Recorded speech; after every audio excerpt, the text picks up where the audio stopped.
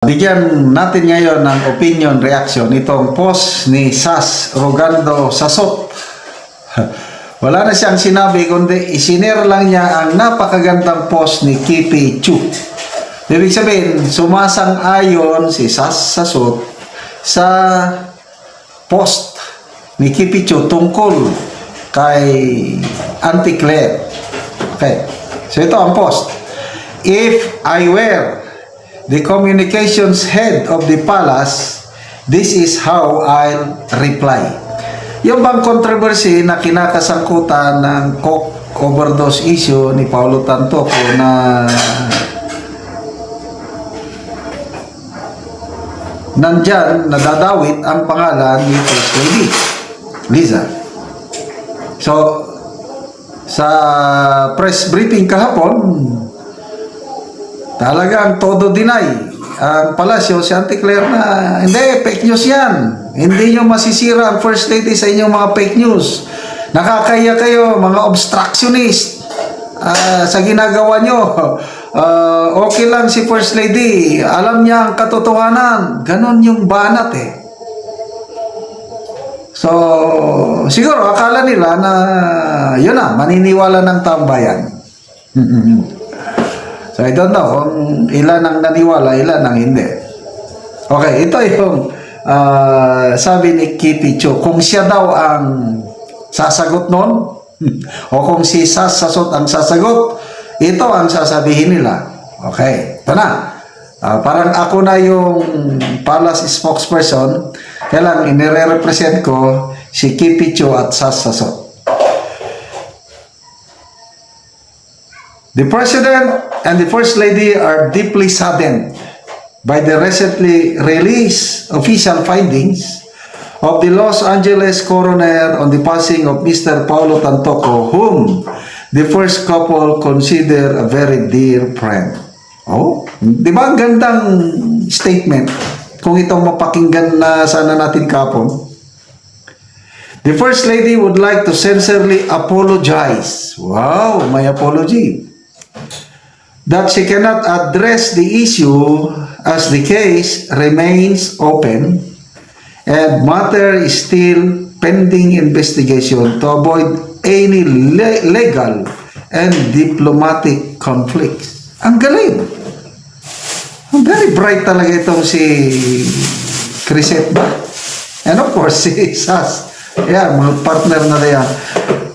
Pag ako ang makarinig, ito ang sasabihin ni Jose Claire Castro, papalakpak pa ako. So, tuloy. They would like to assure Filipinos, however, that the matter will be dealt fairly and legally and with full cooperation with authorities. Yan. You are assuring the Filipino na patas ito.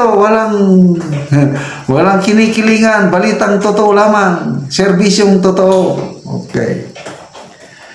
While the deceased was the husband of the palace deputy social secretary who attended the event as part of her work, he was not part of the official entourage and is not part of the government. So, the family would like to request some privacy at this very difficult time.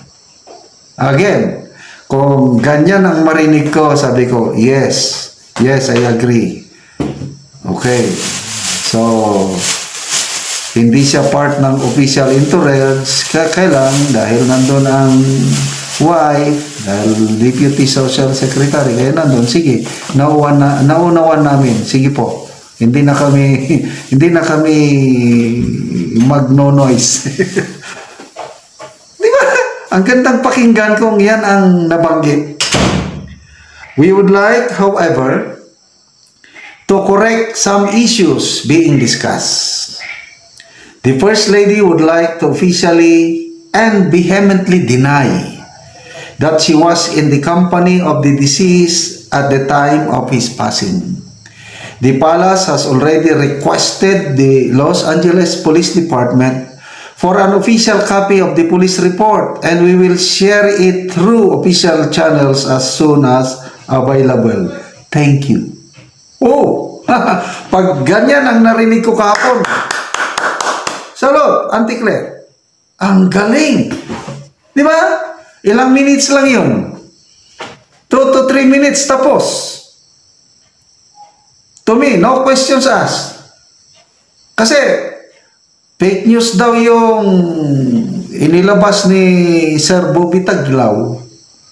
O the best thing to do, para patunayan ko yun, patunayan nila na fake news, mag-request ng kopya sa Los Angeles Police Department kasi may Freedom of Information Act sila, madaling makakuha ng mga ganun. Para ma-compare yung sinasabi nilang dinugtong daw, ipakita ko ngayon, ito yung official copy ng Los Angeles, ito yung tunay, ito yung peke, dinugtong nila, di ba madaling ikumpara. Kung ipakita mo yung original at ipakita mo rin yung alleged fake na may dinugtong, tapos ang labanan. Ako, hindi na ako, tatahimik na lang ako. Kung ganon ang pagsagot. Iba hindi nyo masisira, nakakaya kayo, mga obstructionist kayo. Ang First Lady, okay lang niya. Alam niya ang katotohanan. So ngayon, hindi mamamatay-matay ang issue na ito. Thank you. Ganun lang sagot. Ilang minutes lang yun. 2 to 3 minutes. Tapos, sa dagdag lang ni Crisette ito. Ganyan po sana. Huwag po sana, mga obstructionist kayo, mga sinungaling. Gawa-gawa, kakasuhan namin kayo na nagpapakalat ng faking report. Para naman di lalong magagalit sa inyo ang Pilipino, huwag tayo masyado brusko and palaway in our response. And put yourself in a higher level than regular social media marites. I'm just showing you it can be done, but you cannot do it na po. Too late. Na di po na nyo na po mababawi. Ayun.